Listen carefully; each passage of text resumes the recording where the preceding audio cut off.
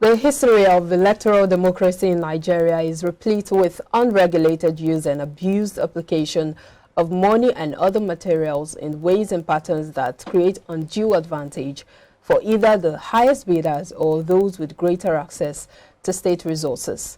Consequently, heightened political activities, especially the accelerated electioneering motions, could pose an added risk to the recovery of the Nigerian economy.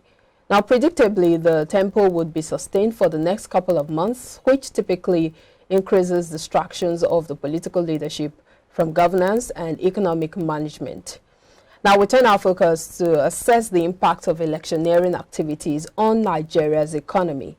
And for further analysis and evaluation of the potential earnings from this sector, we have Dr. Muda Yusuf. Dr. Muda Yusuf is from the Center for Center for the Promotion of Enterprise, CPPE. Thank you for joining us, Dr. Muda Yusuf. Thank you, Bolanle. Now, of course, the polity is getting increasingly heated, especially because of the political activities. The temperature is rising and the risk of political violence is growing. Let's review the implications of this, especially for the investment environment, considering the fact that the lack of security of lives and property could dampen investors' confidence. Dr. Muda. Yes, the increasing tempo of political activities poses a number of risks to the economy and to the investment environment. As you have seen, especially during the primaries and all of that, we saw a couple of issues of killings, violence, and all of that. And each time we have this kind of situation, it creates very serious concerns for investors because there's risk to life and there's also risk to properties and assets. So to that extent, the violence that comes with most of these elections, first you see a height of it during the primaries, and after that, when we come to the real elections, the level of violence is also likely to increase because of the desperation of the politicians for power. So the violence issue is a major issue. Then there's also the challenge that once we're in a political season like this, there's a lot of distraction by those who are in government. Greater attention is now paid to how people can return to office, to how the political parties can win the election. And you see a lot of our key public sector officials not being on seat, moving from Abuja to their various constituencies, just to keep tab of what is going on and just to ensure that they are not politically dislodged. So that also is an issue. Of course, for some of them, the law has compelled them to resign, but there are still some, they may not be contesting, but they have very serious stakes, very high stake in the political process. Therefore, they are still in government, but because of their stake in the political environment or the political process, there's a lot of distraction. Yes, but let's review this considering like that. Okay. Yes, let's review this, focusing on investors' confidence. The fact that a lot of investors would not want to stake their investment in a country where there's a lot of political instability, violence, and a lot of politicking going on because of the forthcoming elections. Yes, for investors' confidence, a lot of investors will be extremely cautious at this time. First, because of the risk of violence, and second, because of what we call policy and political risk. Because when we have elections coming, that means that very soon we'll have a transition, political transition at all levels of government. And when there are transitions in government, there could also be changes in policy. So that is where the political risk comes in. If you have invested based on a particular policy which is existing, and suddenly there's a policy change as a result of the change in government, then you have a problem as an investor. So for investors who are investing long term, at this time, they will slow down their investment to see what happens with the new government that is coming and what kind of policy is likely to come with. So the policy risk of investing, particularly investing long term at this time, is very high. The policy and political risk of taking on government contracts, particularly big contracts, which is likely to transcend beyond the current administration, whether at the state and the local government level, or the federal level, those risks are also high. Because you can take on a contract now, and the new administration comes and said, well, I'm no longer interested in this contract, or they begin to vary the terms of the contract, or they may not even pay you as a contractor. We have had that experience in the past, which had led to an accumulation of contractor arrears, which was run into trillions of naira, just because we had changes in government. Even if you have a change in government, even with the same party, these problems often arise. So for investors, policy risk and political risk gets elevated at this in a season like this. Therefore, they invest very cautiously. They invest short term rather than invest long term. So all of these things have a way of slowing down the recovery prospects of the economy. It slows down the scale of investment because investors are worried, they are concerned about what can happen if a new government comes and they begin to tinker with the policy. But is this a general issue, or is it just peculiar to Nigeria? Well, it's not so general. It's peculiar to many countries in Africa. Because many of the political actors sometimes don't see government as a continuum. Many of them, when they get to power, they want to start new projects. They want to disconnect from the past. They don't see government as a continuum, unlike what happens in many other developed advanced countries. Democracies. So that is why it's peculiar more to African democracies. Okay. Each government comes, you want to bring new contractors on board, you want to bring new projects, and that's why we have so many abandoned projects. About 5,000 abandoned projects all over the country. I'm talking of federal government projects now. The same thing with the states, the same thing with local government, just because of this political transition. So it's a peculiarity of most of the African democracies. All right. Now, another peculiarity is the fact that it unleashes liquidity on the economy that's arising from a surge in spending, both by political actors and the electoral body. Of course, we saw what happened at the primaries, where it was alleged that some political party actors had to, induce a lot of people to vote for them, giving them different amounts of money in dollars and all of that. And the economy is already witnessing a significant injection of liquidity to fund electioneering activities, especially by preparations for the elections. Let's talk about the impact of this on inflation in the economy. Yeah, the injection of liquidity increases inflation. Already, one of the biggest problems that we are faced with as an economy, as investors, and as households or individuals, is the high level of inflation. Inflation is galloping. For many products, we are talking about between 50 to 100% increase in prices over the last 1 year. So inflation right now is a big issue. And the injection of this liquidity, because when it comes to politics, a lot of spending is involved, officially and unofficially. And when you have this kind of spending, you have a surge in liquidity. It has a way of fueling inflation. That is one. Secondly, there's also been allegations that part of the reasons we had this sharp depreciation in our currency vis-a-vis the dollar is is because some of these politicians are mopping up the dollars. Mm-hmm. Because dollar is much more portable. You can easily dispense it. You can easily carry it around. It's not very bulky.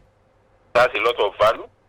So that has added some pressure to the demand for dollar. And which, I mean, you all know that the dollar has depreciated now to over 600 naira per dollar, which is a major problem for investors and everybody in the economy. So the use of dollar, or what some people call the dollarization process, has affected the economy also negatively. So from the dollar or dollarization point of view, and from the point of view of the injection of liquidity, the inflationary pressure has been further intensified.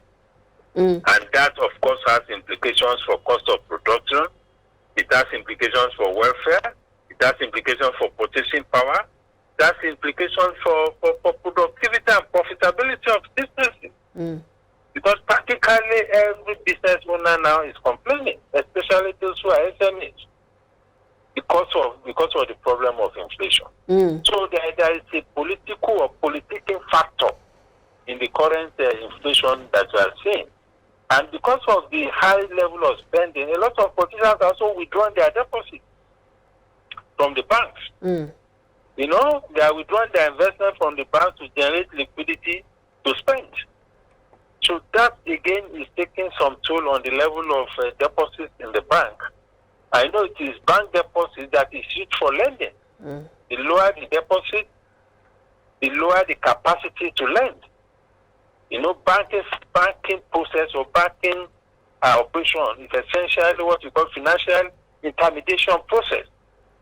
You get funds from those who have surplus, you lend it for those who need it for investment.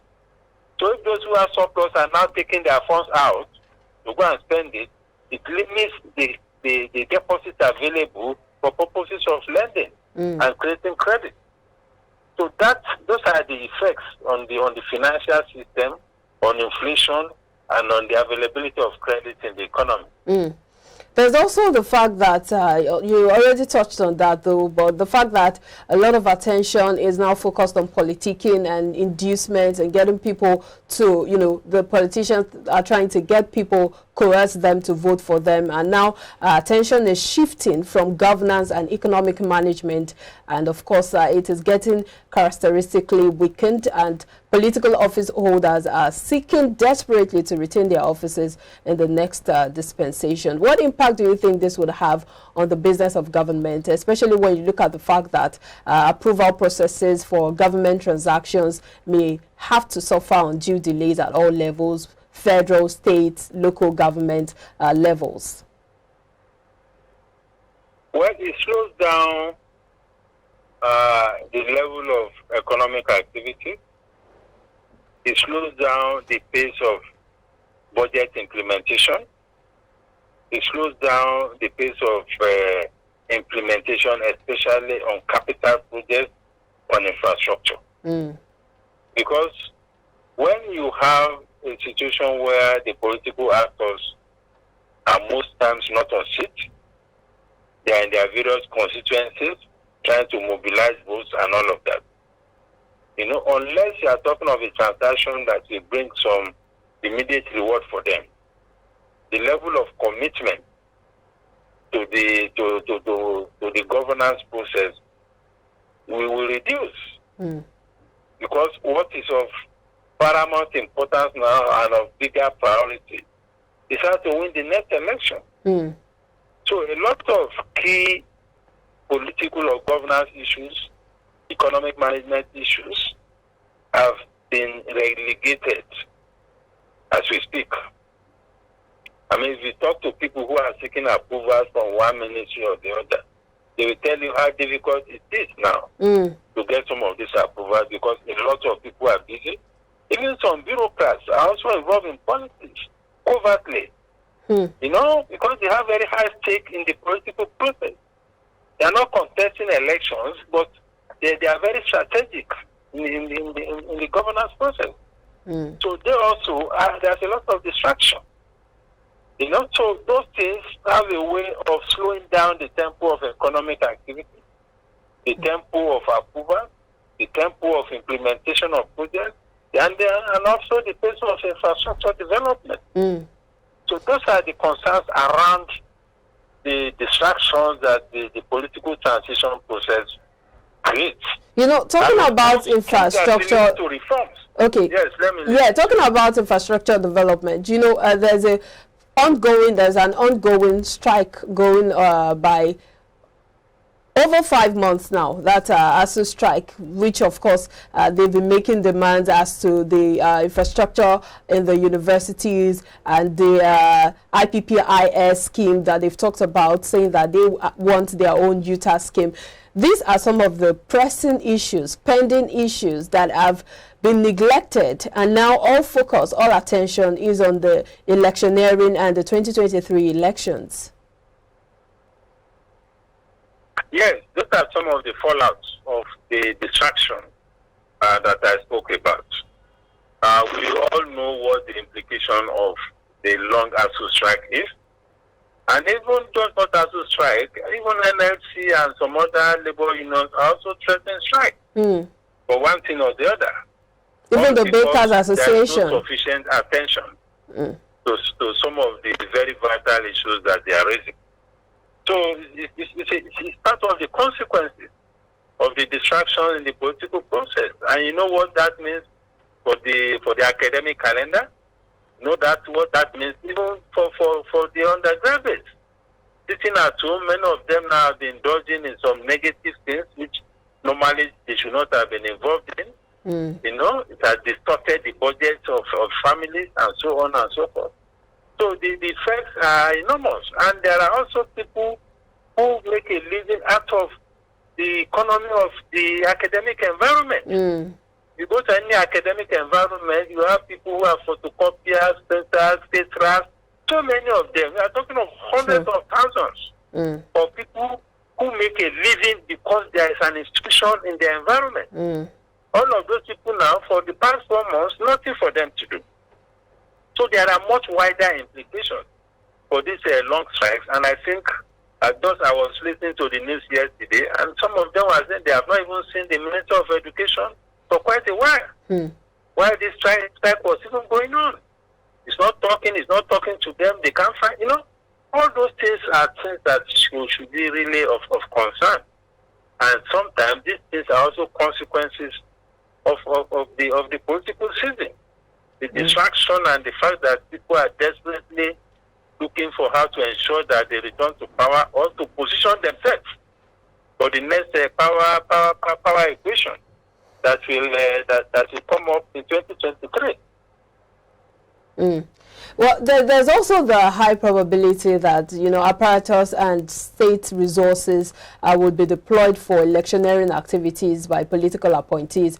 And of course, we've seen that happen, especially with the different primaries that are held and the elections that even took place in Ekiti. Well, but if you look at the opportunity cost of such misappropriation for the citizens, it would be on the high side, especially in the light of the weak fiscal position of government at all levels. What do you think are the implications of all of these spendings? Well, the implication of that first is that there's likely to be a much higher level of corruption because the politicians need a lot more money now to follow through or to fund these elections. So the level of corruption is likely to increase at a time like this. Secondly, the fact that if somebody is in office and is also contesting an election or the election or something, there's a great chance that the apparatus and the resources of the state will be used for this kind of thing. And we have seen quite a lot of that.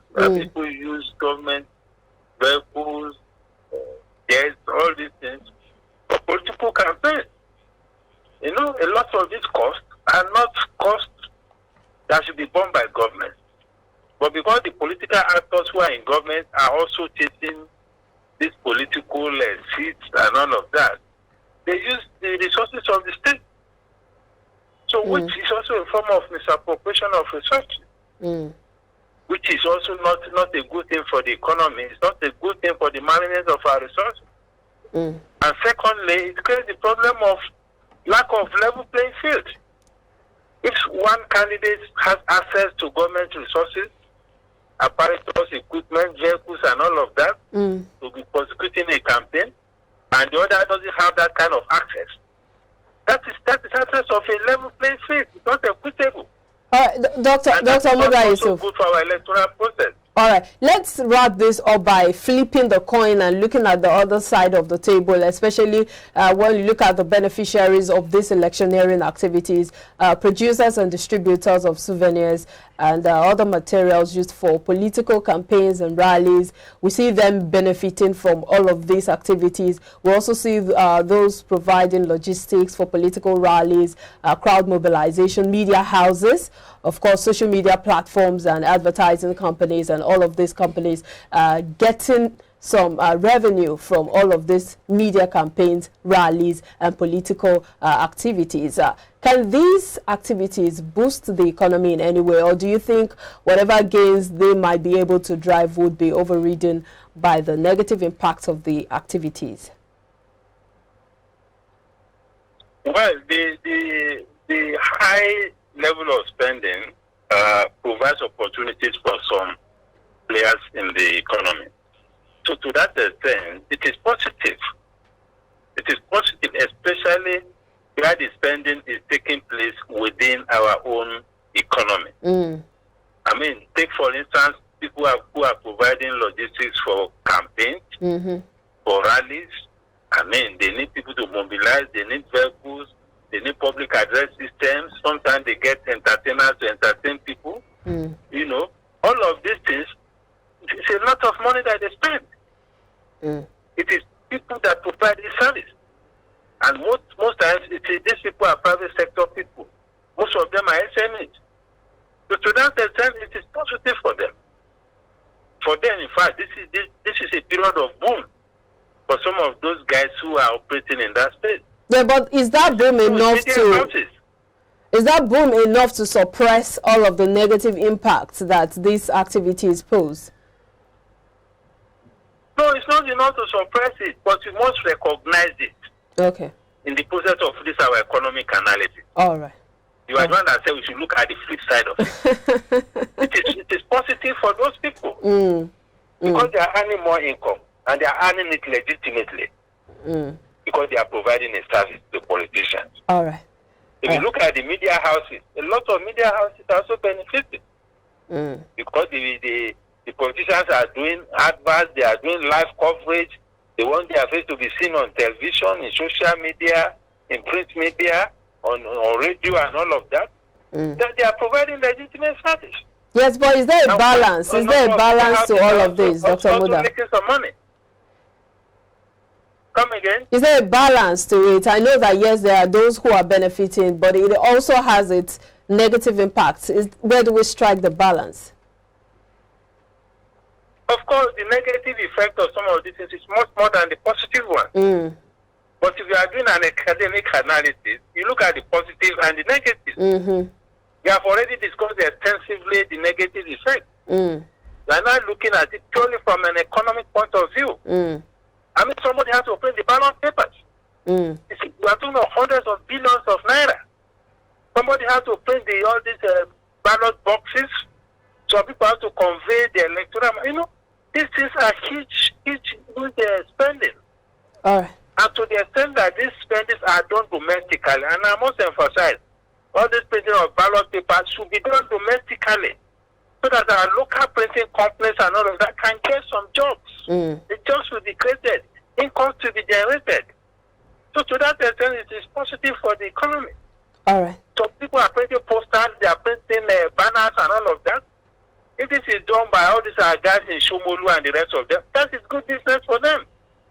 So we cannot overlook some of these things. They are not negative, they are positive. Yes. You know? I was hoping you would help us tie... Okay. I was hoping there was a way to strike a balance between the negative and the positive in such a way that the negative doesn't eat too deep into the economy. the negative is already eating deep into the economy. I can tell you that. All right. But that is the reality. Yes. Okay. All right. Thank you very much, Dr. Muda Yusuf, for your time on Business Breakfast this morning. Thank you very much. All right. Have a nice day.